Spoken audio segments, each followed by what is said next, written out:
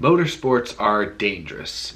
Every race fan knows this, every driver knows this, but sometimes it feels like we all kind of forget that. And unfortunately, I feel like sometimes it takes something like what happened last night to kind of remind everybody that bad things can happen very quickly in a race car, and that we should never take the series or the sport that we love for granted. The risks that drivers and team members take on every single week for our entertainment, for our enjoyment, for the love of the sport, should never go unnoticed. Safety's come a long way in racing, especially in NASCAR, but dangerous things are still just a snap away. And that's what we saw last night. So we're going to talk about Ryan Newman. We're going to talk a little bit about the Daytona 500 yesterday.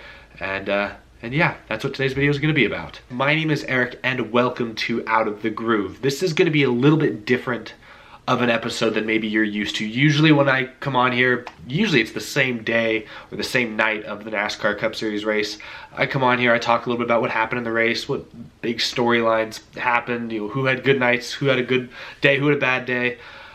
Sometimes look at the points, but tonight I'm not really going to focus on that quite as much. I'm going to talk obviously about the horrific crash we saw at the end of the race last night. I'm going to focus on Ryan Newman. So he was involved in that last crash at the end of the race last night. Car went airborne. He was hit in the roof, it looked like, maybe on the driver's side. I'm not going to show any replays. I don't think that is respectful, and honestly some of the replays are quite scary looking. But Newman was sent flying through the air, first by the wall, secondly then by another race car, landed upside down. He was then transported quickly to a local hospital right outside the racetrack. For a couple hours there was no news on his condition, but then NASCAR came out and made a statement that Ryan Newman was in serious condition, but that his injuries were not considered to be life-threatening. So that is where we stand right now. I'm filming this video at kind of a weird time because I want to be able to talk things out with you guys as well, because that's the one difficult thing. I think a lot of fans just need somebody to talk to during this very stressful and just tough time here. But I'm filming this video at kind of an odd time, so if more information comes out on his condition, maybe while I'm filming this or while I'm editing it, I'll add it into the video, I'll toss it in so you guys are fully updated on what's going on with Ryan Newman. But as of the time this video is being filmed, his injuries are not considered life-threatening, which I know he still has a long way to go, and this is by no means not a tragedy, but that is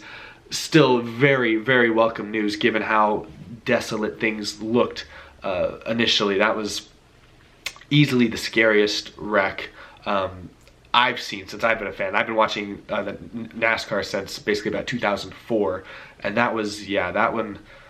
I mean, there are a few wrecks that make you just get out of your seat or hold your breath. I mean, Austin Dillon flipping into the catch fence in 2015, definitely. It's hard to talk about. It's hard to find the words. You guys know me. I'm usually talking a mile a minute on this show. It's hard to slow me down, but it's hard to put really anything into words. This video is going to be different. I'm not doing the groovy gauge right. That would not be respectful. I couldn't do that tonight. So I'll talk about the race a little bit, but I wanted to obviously address the Ryan Newman stuff and wish him the best, because man, he deserves it. He is a tough guy. Ryan Newman, he's known for being a tough guy. He's a tough driver, and I don't know, just hoping for the best for Ryan Newman. I'm sure we all are. So just wanted to start this video off by wishing Ryan Newman the best. One of the best drivers in NASCAR history, one of the most resilient drivers, one of the greatest guys in the garage area, and I really hope he has a speedy recovery and a very healthy recovery as well. So let's go and talk about the Daytona 500 a little bit last night. I'm going to keep this fairly brief, more brief than maybe my typical race review episode would be, but it's my job here. I talk about the race, and that's what we're doing. So yesterday was the Daytona 500, the 62nd annual Daytona 500. Only, I believe, the second 500 to be run on a Monday because weather postponed the race. They got the first 20 laps in Sunday, and then Monday they picked up from there. Stage 1 was fairly uneventful, some decent racing here and there, a lot of riding around strategy games. Only real incident, Ricky Stenhouse turned William Byron and wrecked the 24 car. Looked to me like Stenhouse was all over the back bumper of the 24 and then just moved, tried to move to block the guy behind him, and especially if you're in a Chevy with that still somewhat pointed front end, you just can't do that. You're going to turn the guy. William Byron wasn't super happy about it. He didn't think Stenhouse should be making those types of moves, 40 laps into the race or whatever, but that was the only real incident in stage 1. Chase Elliott won the stage. Stage 2, it was kind of the JGR parade out front. Hamlin won stage 2. Not a whole lot happened. Stage 2 was kind of the filler portion of the race. Stage 3 was pretty great racing, actually, for most of it, at least the first 40, 50 laps or so was pretty great racing. 2 wide, even 3 wide at times. Guys were leaning on each other. A lot of big runs, a lot of big pushes, some blocks, but they were good, early, clean blocks, so you didn't really have any issues. Tires began to wear. You saw guys kind of wiggle in the turns. Guys were a little unsteady. It was really, honestly, they weren't wrecking. It was pretty impressive racing, I'd say, for the most part. But then with like 18, 17, something like that laps to go, things started to get kind of ridiculous. He had the big one hit. Logano was giving Almirola a big push down the backstretch. They got to Keselowski, and it looked like Almirola just didn't quite line his bumper up with Keselowski's very good, and that turned the 2 car and set off a huge, I think there's like 18 or 19 cars involved in that wreck. So typical kind of calamity corner over there, turn 3. That's like the fastest part of the track, I feel like, at the end of that straightaway, and cars are just unsteady heading into that corner. And the closing rates, we'll talk about those later, but the closing rate's very fast with this package, so that set off the big one. And then the final 15 laps took forever to finish. It turned into the clash. You had a bunch of wrecks. You had a wreck on a restart where, once again, it looked like Boyer spun his tires and got run over by McDowell. They both wrecked. At one point, Chastain got into the top 5 and tried to dive to the inside of Preece. Preece closed that hole late. They made contact, set off a huge crash as well. I told you guys, Ross Chastain would either finish top 5 or wreck the field running in the top 5. He ended up doing the latter. All this mayhem, all these messes led to a final overtime restart. It came down to Denny Hamlin trying to hold off Ryan Newman and Ryan Blaney, who had a big run down the backstretch. Blaney pushed Newman to the lead on the final lap and then tried to make a move on him at the final corner, and basically in the final few hundred yards. And that's obviously where things went horribly wrong. Newman went high to block, then he came back down and actually was able to execute 2 good blocks, but Ryan Blaney, he was getting a push from Hamlin, had such a head of steam, a ton of momentum build up. At the moment he hit Newman's bumper, not quite square, it sent Newman up into the outside wall, and obviously the rest was, you've seen it. It was pretty awful. Hamlin and Blaney ended up racing the line. Hamlin won. I haven't even talked about the fact that Hamlin won the Daytona 500. Honestly, most people weren't really thinking about who won the 500 at the end of this thing. It's just is what it is. But Denny Hamlin did get his 2nd straight 500 victory, his 3rd of his career. He ran a smart race. He won stage 2. Good points day, I guess, for Hamlin, but yeah, nobody was really talking about the winner at the end of this thing. Everyone was just thinking about Ryan Newman. There's really not much else to talk about. It just is. I'll go back to what I said at the very beginning of this episode. Safety across all motorsports, but I'll just focus specifically on NASCAR here, has come a very long way over the last 2 decades or so. From the invention of the Hans device to then NASCAR making the Hans device mandatory for every driver to use at every race.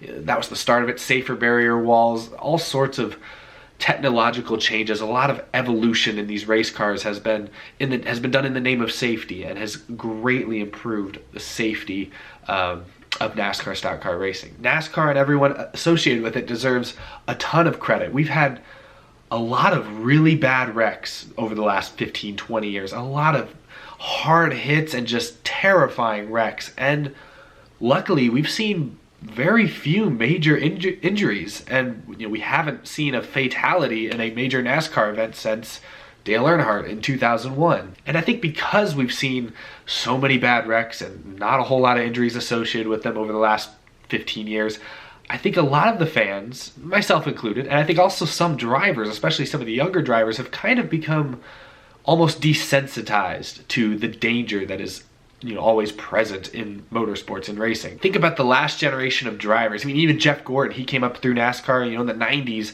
Back in the 90s, when somebody wrecked, fans, drivers, you held your breath a lot of times because safety just wasn't where it is today. But you look at a lot of modern young drivers like Ryan Blaney or like a Chase Elliott who've grown up racing in the 2010s, and I just don't think they see wrecks quite the same way because they've grown up in an era where the cars feel like they're virtually bulletproof. And I think we see that sometimes with at these super speedway races, especially with some of the moves we see drivers make. And it seems like it's often kind of the younger drivers who make the aggressive blocks, who make the aggressive moves more often than maybe some of the veterans.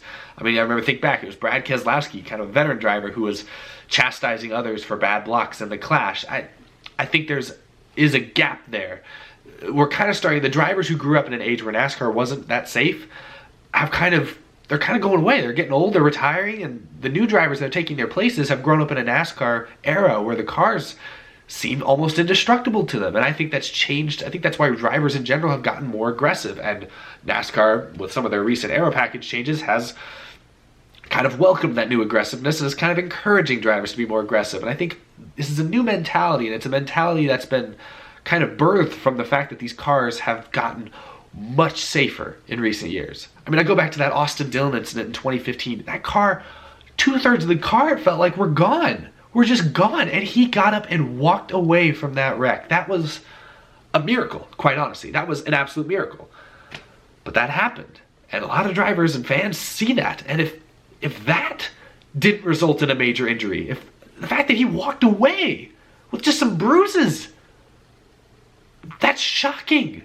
That had to say a lot. An incident like this one with Ryan Newman here is a dramatic wake-up call, I think, to the younger generation of drivers and fans as well, younger fans. I'm a younger fan. Like I said earlier, I didn't start watching NASCAR until 2004, and during that entire span that I've been a fan of the sport, we have not had a driver really get seriously injured. We haven't had any fatalities in the Cup Series, trucks, Xfinity at all during that time span. And I think myself included, maybe we could become desensitized to the idea that wrecks can be dangerous. I know wrecks can be dangerous. I was there. I've seen Kyle Busch when he broke his leg in 2015, or when Hamlin hurt his back in 13, or Eric Almirola 2017 when he had to be stretchered out of the car. Everyone knows that wrecks can lead to injuries, and that's been clear. But I do think this awful wreck that Ryan Newman was involved in is going to be a wake-up call to a lot of fans, and it's going to really change a lot of fans and definitely some drivers' perceptions, I think, going forward. I think it is also going to create probably conversations within NASCAR about what they can do to change possibly just the super speedway aero package, to maybe work on some of those closing rates. Not sure what's going to come out of this, of course, but I'm really just rambling at this point. I'm not really talking about anything that is particularly groundbreaking or innovative or new or news to anyone per se. I'm kind of just talking, this is honestly like my own personal therapy session, and haven't really had anyone else to talk to about this whole incident. You just kind of feel like you need to say something. I feel like there are a lot of fans out there after this whole Newman wreck that just feel like they need someone out there to talk to about it, like just talk through it with. And I don't know, maybe that's what the comment section can be used for on this one, but I don't know. It is really sad to see people get hurt in this series, in this sport. It really is. It's terrible. It's not a good thing at all. But thankfully, Newman, again, the reports say his injuries are not life-threatening. Thank God for that. I don't know if this is a teaching moment going forward. Again, I think the only thing it really is a brutal reminder that race cars are dangerous. And I don't think any fans or drivers needed a reminder or anything. I think everyone knows that race cars going 200 miles an hour in a pack are dangerous. Everybody already knows that. Nobody needed this painful reminder of that. But they got it. We got one. And I hope Ryan Newman's okay. I hope his injuries are not too serious. And I really have nothing else to say. Again, this is just kind of my own personal therapy session at this point. I'm just talking this out. I'm just saying things out loud. And I don't know, I guess leave a comment and have a discussion. That's all I guess I can really do at this point, is try to create a discussion for people to share their concerns, share their hope, share anything. But yeah, best wishes to Ryan Newman. It's really fun speed weeks. It was a lot of good things happening, a lot of great stuff for racing, a lot of really good racing, edge of control, great racing, but yeah, you don't want to see any drivers get hurt in this sport. You just don't want to see that. So I guess we'll wait and see what steps NASCAR may or may not take going forward, and obviously wait for more news on Ryan Newman's condition. I'm not here to break news. Sorry, I don't have any extra information that anyone else has that doesn't have. So I'm just here to kind of talk it through and see if anyone's listening, I suppose. Yeah, this is really hard to talk about. I guess I just thought making a video, or at least talking through it with myself, so to speak, and would maybe be helpful to myself, or to be helpful to some of you guys out there who maybe don't have other people to listen or to talk to about this whole crazy thing. I mean, it's been really great to see the motorsports community come together. Just following along on Twitter, on social media, a lot of people say really great things about Newman, praising the medical team at Daytona. Obviously, people at the hospital doing everything they can. It's a lot of great well wishes around the motorsports world, and I guess that's, if nothing else, that's something to build on, I suppose. I saw some people immediately after the race were trashing guys like Hamlin for still celebrating, because Hamlin initially did some burnouts, kind of just did a little, like, he was definitely subdued in his celebration, but it wasn't until he got to victory lane, I think, when somebody finally revealed to him how serious the issue with Newman was, because he couldn't see the wreck. He saw Newman just go spinning, but Hamlin didn't know the extent of the Newman wreck. So I think people should lay off Hamlin, because after he found out or saw how serious it was, he was very remorseful and was very quick to offer his prayers to Ryan Newman and shift the attention away from himself in that sense. Joe Gibbs, I saw apologize basically for his team celebrating, because it was just lack of communication there, them not knowing that Newman's situation was as serious as it was. I just say lay off in general. I don't think anyone meant to be disrespectful. Lay off Blaney. Blaney, I mean, going for the win on the last lap, it's just is what it is. Don't blame Blaney. Don't blame Corey LaJoie, who was just trying to avoid the guy, had nowhere to go. I mean, don't throw blame at anybody. I know it's easy to want to blame somebody when something tragic happens, but lay off these folks. Nobody did anything intentionally. Everyone's just trying to look out for each other at this point. I think, like I said earlier, it's been really nice to see the whole motorsports community, and even beyond that in a lot of ways I've seen, come together and wish Ryan Newman the best. That's been really, really cool to see. So let's just continue that positive momentum, and yeah, just hope for the best for Ryan Newman. We'll get updates, I guess, soon and continuously, but that's all I've got for this video. Just voicing my thoughts, I guess. I don't know if this is really helpful or anything. It just felt like I should say something, maybe just for my own sanity. That's all I've got, y'all. I mean, got more videos planned for this week, I suppose. Don't know when they'll be out. Traveling coming up, so stay tuned for that. I'll be posting some more info on that and everything, but yeah, just thanks for watching this video, and keep praying for Ryan Newman.